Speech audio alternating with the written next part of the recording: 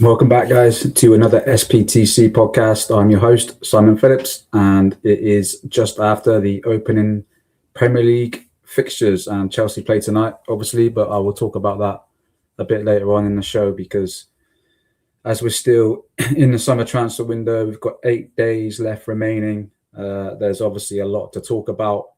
So I've got a number of subjects to go through first before we speak about what was quite a dramatic opening Premier League fixture list. Lots of results to talk about, and I'm a bit reluctant to start laughing at other clubs right now because we haven't played yet.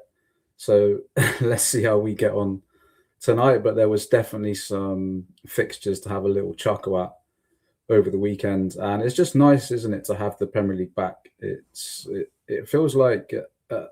One part of me feels like it wasn't that long ago when we were talking about Premier League games, but then there's another part of me because we've had the World Cup and it feels like it's been a very long summer. It feels like it's been a long time since we had Premier League games, but I guess because we've had pre-season and Chelsea have been playing again on our TVs, and those who managed to watch last weekend, it doesn't feel so distant. And but it is the start of the Alonso era tonight. Chelsea away to Fulham. I'll give my thoughts and match prediction and lineup prediction on that before I see the show out at the end of all of this. But before we get into things, as always, I've got to shout out the YouTube channel, Cy Phillips Talks Chelsea, my Instagram, Cy Phillips Talks Chelsea, and TikTok, same again. All of those three things. So if you're watching and listening on SPTC.news, please head to the YouTube, and vice versa. If you're only watching us on YouTube, then I would be massively appreciated if you can sign up at SPTC.news, because as always, that is where you will find 5 articles from me a day, a lot of exclusives, inside info, training info, squad info, transfer news, opinions, 2 podcasts a week. So that's where all of my content is going to be at its peak, if you like. So do head there if you can. Appreciate that not everyone can, but if you can do that, that's sound. So SPTC.news, and that is where you will find extended versions of all of these stories that I'll be talking about this morning. So we're going to begin with a story that some people don't like to hear about, other people perhaps do. Again, as always with these stories, there's no in between, is there? There's either die-hard Enzo Fernandez fans who don't want to hear that he perhaps is even thinking about leaving the club, and don't want to believe anything that's posted.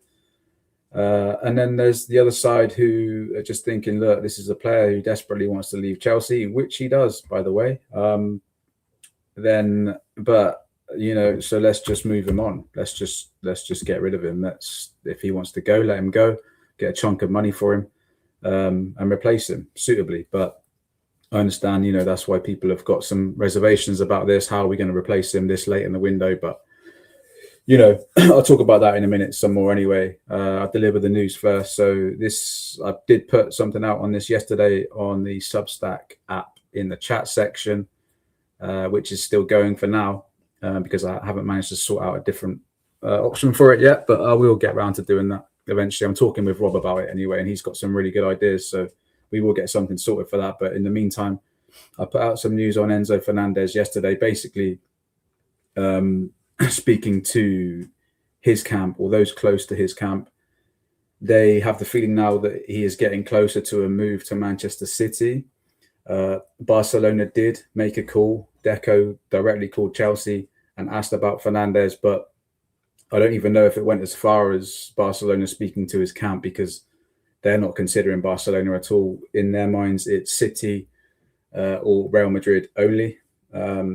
So Barcelona did call for Fernandez, but as I understand it, there's very, very tiny chance that I always have to say, I can never say zero, but basically 0 chance of him going to Barcelona, because he doesn't want that move. He wants to go to City with Enzo Maresca. Or he would go to Real Madrid as well if they came back in. So yeah, his camp are believing that a move now is close to Man City. We do expect him to play tonight. He may be starting on the bench, but we expect him to be in the squad tonight. And also, he could play against Luton on Thursday. There's nothing sort of, ready to go straight away, but they've had the feeling from their talks with City that there's something getting closer now. And also, they expect either today or the Luton game on Thursday to be his last in a Chelsea shirt. So that's the sense that they're getting, his side, his camp. So we have to wait and see now what comes out in the media. I don't think anything will today because we've got the game tonight, but maybe in the next couple of days after that, we might start to hear some more about it and an official offer come out and this, that, and the other. Remember, when an official offer comes out in the media, it doesn't mean that that they haven't been talking before that, because they certainly would have been going back and forth still about the fee. So yeah, something's definitely still been bubbling away with this one behind the scenes, and I wouldn't be surprised if we don't hear something about that now in the next day or two after the game. But that is the feeling from his camp. So we'll have to see Chelsea's move and City's move, and if this one gets done or not, because time's ticking and there's only 8 days left, as I did say. So it needs to have a move. It needs to get a move on now, and yeah, Chelsea will need to find a replacement as well. Which brings me on to my next subject: Fernandez replacements. This has been so up in the air. I've had sort of contrasting info on this with different plans, and it's obviously been dependent on who else goes. Chelsea are trying to loan out Dario Sugo, which I'll talk about in a minute, as well as Fernandez being sold. So, they're going to sign a midfielder, especially if those two definitely go. But there's something happening with Alex Scott and Adam Wharton, because all summer, whenever I spoke about midfielders, those are the two names that I always get back from sources. So it's not, there's definitely been something there with both of them. Whether they get any of them or not, I don't know. But I have a sense, and this is an opinion, I have a sense that one of them is there ready to go if Fernandez is sold. I've always had that feeling deep down, because whenever I ask, like I say, I hear so much about them, and there's definitely groundwork put down on both of them. So yeah, we'll just have to wait and see. But Wharton or Alex Scott are certainly two there to watch to replace Fernandez, and also keep an eye on Martin Zubimendi, as I reported, and then it got confirmed by other outlets. Alonso's a big fan of him, and he would love to bring him to Chelsea. And Zubimendi is also a big fan of Alonso. So the key there is whether Arsenal would sell. But obviously he wants to play. He wants to start games, and at the moment he's not going to be doing that with Arsenal's sort of revamped midfield. So yeah, we'll see if he becomes unhappy. It might be one to keep an eye on. But I still think Alex Scott or Adam Wharton, one of the two, that look like they could come in to replace Fernandez if he goes. Still plenty of whats and plenty of ifs at this point. Unfortunately, I'd love to give more conclusive news on it, but that's just the situation and where we are. But yeah, until the window is closed, then this saga will be going on, unfortunately, for those who don't want to be hearing about it anymore. It's just the reality. Reporters can only report what's going on, and there has been things going on with Enzo to City, so they're going to talk about it, unfortunately. Yeah, so there's that could still happen, and plenty of outgoings. It's key. I say this every week, but again, the outgoings are what we need. Today, just before I came on here, there was news of Mykhailo Mudryk, his deal to Leeds basically being off. Ben Jacobs has reported that Chelsea have basically shut down talks with Leeds now over that move. Yeah, speculation will probably come along and why this has happened, but thankfully, I did get info from my top source right before this show, and he's basically told me that Chelsea have looked at Leeds, they've looked at how they play and set up, and they don't feel that Mudryk will get significant game time and chances to play on the wing in his preferred position because of how Leeds set up with a back three. It actually set up similar to Alonso when he plays a back three, but obviously Alonso has got the flexibility to go to a 4 as well, whereas Chelsea don't think at Leeds there will be that same flexibility, so they don't think Mudryk will play enough. And that's the reason. It's nothing to do with money. That is the reason that I've heard. It's all about game time and minutes and opportunities, and mostly Mudryk playing in his best position, which is left winger, as they feel, an out and out winger, and they don't think he will get that. Sorry, it's just gone really dark in here. Oh, it's not really affected on the video. Sun's going in and out. So that's Mudryk. I mentioned Esugo a minute ago, and again, information I got just before I came onto the show from another source is that as well as Hull City and a couple of other clubs, I believe, I can't remember the names right now, but off the top of my head, but West Ham are also looking into a move for Esugo, and he is expected to go on loan before the window closes. And yeah, West Ham are another club looking into making a move for Esugo. So yeah, that's definitely one that's heating up now and could go through. I expect it to go through, but we'll see. West Ham, one to watch for Dario Esugo. Nicholas Jackson has been in the headlines a lot over the weekend. Atletico Madrid have been sniffing around, and there was this whole story from Spain that they had officials flying over to London, and then 2 seconds later, there was reports that Chelsea are not interested in sending him there on loan, and all of a sudden, there was the whole jokes about plane turning around midair and then going back home because they weren't going to be able to do the deal. And this is just crazy transfer window stuff, and why we all love it, or some of us love it. I don't really love it anymore, to be honest. I think I've been doing it too long, but yeah, that's the drama that comes with a transfer window, isn't it? But, I've always said, and I've been saying for weeks now, it's my opinion that Jackson ends up at Villa. And again, this is not info I've had. This is purely my opinion. I believe that he goes to Villa because we signed Morgan Rogers from them. And I believe that Jackson will go to Villa as part of that deal, an unofficial part of that deal, because of the rules. You have to wait 45 days, and that falls on deadline day. So I think Jackson joins them on deadline day. It's just what I've thought. And I know Danny Windsor has said the same as well, friend of the show, who's on last week on the podcast. I know he's been thinking the same, and it's just got that inevitable feel, hasn't it, about it. But the info I've had on it, in terms of official reporting from our sources, is that Jackson to Villa is progressing. Got that on Monday today. Yeah, got that yesterday. So yeah, I'd be very, very surprised now if Jackson doesn't end up to Villa on a permanent deal for a fee of around 65 million.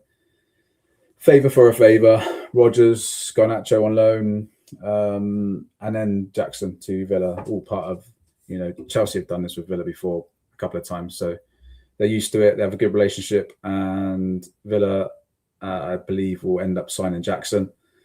Especially with Ollie Watkins looking like he's going to leave as well. It's written in the stars, as they say. Liam Delap, Pedro Neto are two players that at this moment have so far been priced out of a move. That doesn't mean to say their moves are over, but initial talks, Forest were the ones progressing most for Delap, but Chelsea have been quoting over 50 million.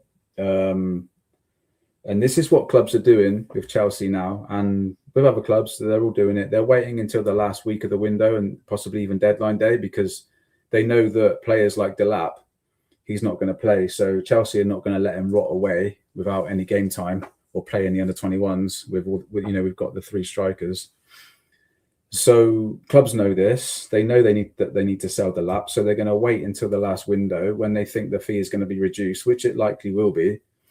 And then they'll get him then, which is fine for a player like Delap. It doesn't really matter because we don't need to replace him. But other players who we do need to replace, like Neto, for example, and Fernandez, it becomes a problem when you leave it so late, or it happens so late.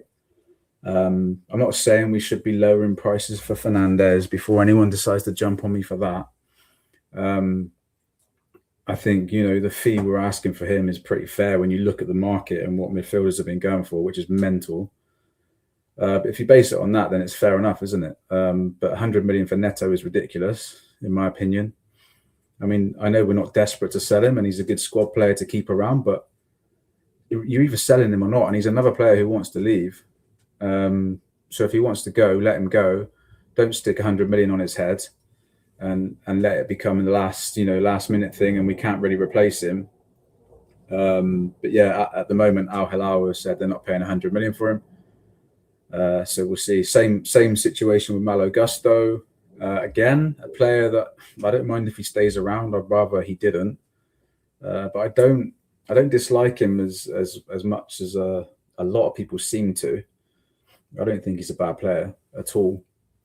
But he's not going to be starting, is he? They've just spent out on Palestra, who can also play on the left, so there is that element. But yeah, so Gusto's another one they've currently priced out of a move, 75 million, I believe they're asking for him. I don't think at this moment, I don't think he's going to go anywhere. Things can change very fast, as always, in the transfer market. So yeah, but Chelsea have got a bunch of other outgoings that they need to do.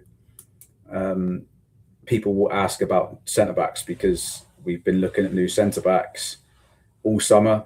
Tried to sign John Stones as well as Lacroix. He decided to go somewhere else. So Chelsea have certainly been looking at centre-backs, looking at opportunities for centre-backs, but they've needed to sell and move out a bunch of their own centre-backs. We've still got Tosin there, Josh Achimpong's still there, Mamadou Sarr. These three all need to go. And if Chelsea are going to sign a new centre-back, Josh needs to go on loan. We all know that, at least. Nothing new on that. Mamadou Sarr has got some Saudi talk around him, and he could end up there, or Strasbourg, back at Strasbourg. So, yeah, I do think all three of them could still go, but there's nothing at the moment for me to report in terms of advancements or being massively advanced to any club. So, same situation with Mark Yu, 25 million, I think we're asking for him, paid 5 million for him. At the moment, no club's taken that bait, so he's still here. Talks continue for Gu. And then Jamie Gittins, yesterday I did report that Chelsea have him in their plans, and they do. That is the case. They are certainly not looking to sell him, but he's on the list of players who they would sell if a big offer came in. So yeah, I don't think any club will come in and give a big offer for Gittins, but you never know. So yeah, I mean that pretty much wraps up the transfer news. It's all around outgoings, but we could still see, if they get these outgoings done, we could still see another midfielder, potentially even a winger if Neto goes, or one of the two, and even a new centre back. So there's lots that could still happen in these last 8 days. And I've been saying all along that I expected quite a dramatic sort of last week, and possibly even a deadline day for Chelsea with the business that they're looking to do in terms of outgoings and any replacements that they might bring in. So yeah, I mean, keep an eye on it. It's going to be a bit of a roller coaster from now until the end of the window. It's going to be busy, I think. Plenty of outgoing noise. Obviously, we've seen a lot of it already today. So I think every day is going to be like this now. And then hopefully we'll get some more clarity on any replacements for these guys that are going. But Enzo's story far from over yet. So yeah, as I said, it was the opening weekend of the new Premier League season. And it provided some entertainment, some fun, some decent games, some drama, and lots of crying Tottenham fans, which is always great. I did say I try not to laugh at them too much yet, but how can you not laugh at Brentford beating Tottenham 3-0 on the opening day of a new season, especially after they were close to relegation last season and spending quite a bit of money this summer. Yeah, that was a great result. And then on the same day, we were treated to Hull City beating Manchester United 2-0, which is, again, what a treat. What a beautiful game that was, to see that scoreline coming through. I was playing another pre-season friendly, and the boys were like getting score updates, and yeah, I couldn't believe it when I heard that one come through. But that someone said they've had the same back four for the last, I can't remember, since 2021 or something like that. I don't know. But yeah, I can't quite fathom what's going on at United. I've got a lot of friends who are United fans, and yeah, it's funny to watch. So there was that. And then Everton beat Crystal Palace 2-0 at home. Ipswich did well, beating Sunderland 2-1, and then Leeds beat Forest away from home 1-0. And then on the Sunday we had a few more games as well, and Brighton absolutely smashed Villa 4-0. Couldn't believe that. That was a bit of a shock.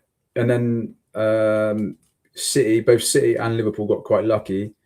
Liverpool with a late equaliser away from home against Newcastle, making it 2-2.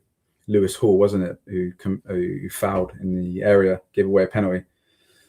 So that was good. And then City were very lucky against Bournemouth, 90+1 last minute winner. But even before that, the equaliser came in the 84th minute. They were 1-0 down until then. Bournemouth did not have long to hold on. And Maresca was kind of quaking in his boots there. But yeah, I don't know. I really can't predict how this season's going to go. It's going to be so open. There's going to be so many games like this. I can just see it, and it's going to be another situation where any team can beat any team, and any team can beat another team easily, I think, at times as well. Throw Chelsea into the mix tonight now, and we'll see what's going on. I'm obviously keeping way back from getting carried away with Chelsea, even though there is a more positive feeling under Alonso. But there's no way I'm going to start saying that we're challenging for the title or, even top four, because it's going to be so difficult this season. A very, very tough league. I think even tougher than last season, not because the top teams are that much better, but because every team is going to be a real threat and a real problem. We're going to see a lot of that, I think. Chelsea obviously going away to Fulham tonight is not going to be easy at all. It's a very short, it's our shortest away trip, isn't it, we ever need to go to, just next door in Fulham. But it's going to be a tough away trip to start the season. They've got a new manager, knows our manager very, very well indeed. So yeah, there's going to be a bit of outfoxing going on and some tactical games. And yeah, I'm looking forward to watching it. I'm looking forward to seeing what Alonso can do, and how ready the squad are, how up for it the players are, because they should be now, right? They should be up for it now, ready to impress their new manager, who they all love, by the way. There's a real good, positive atmosphere around Cobham now. Under Alonso, they all really enjoy how he started. Get on the pitch now and show that. Show that love for your manager. Show that you're ready and it's different. There's a different feel about Chelsea this season, and prove the pundits right for once. They're all predicting that we're going to finish second. Less said about that, the better at the moment. Let's see how we finish our transfer window before. And that's why I've been so reluctant to give any predictions myself yet, because we haven't even seen our final squad. So we need to see that first and foremost, and then I'll give my season predictions. So come back to me for that. But in terms of tomorrow, tonight, I'm feeling quite confident. I'm going for a 2-1 win to Chelsea. And in terms of starting lineup, I think we're going to see something pretty similar to what we've seen pre-season. I can see him going with the back three still. I think because Fofana's out, I think we'll see Reece James start at right centre back with Lacroix, and hopefully Levi if he's okay and ready. If not, obviously Hato will play there. And then I think we could see what he's gone with last time. He's gone with Palestra, hasn't he, as a left wing back, and Neto as a right wing back. I think we could see that again, because it did work quite well. Like, Neto actually looked really good as a wing back. So I've got a feeling we might see that again. I don't think he's going to start Fernandez. I'd be surprised if he does. maybe comes on as a sub. I'd be very surprised if he starts Fernandez tonight, not just because of what's going on, but also because, he was later back from the World Cup and stuff. So I think you might see Caicedo and Lavia start as the middle centre midfielders, and then obviously Palmer and Morgan Rogers ahead of them in the narrow sort of 10 or left 10, right 10 positions. And then João Pedro up front, who is started this preseason on fire. Just got his new contract, his number 9 shirt, so leading the line, I can see that. And hopefully he turns up, because if he turns up, then we know we've got a very good chance with just that. So yeah, I'm excited to watch the game. Hopefully it'll be a good one. Hopefully no sending offs, and we play out with 11 men, and we make it an even test. But it'll be a tough test, as I said. Fulham tonight, 8 p.m. Come on, Chelsea. Let's see what we can do. All right, guys, thanks for tuning in. Slightly longer one today, 26 minutes we just got into. It might be my longest solo pod yet.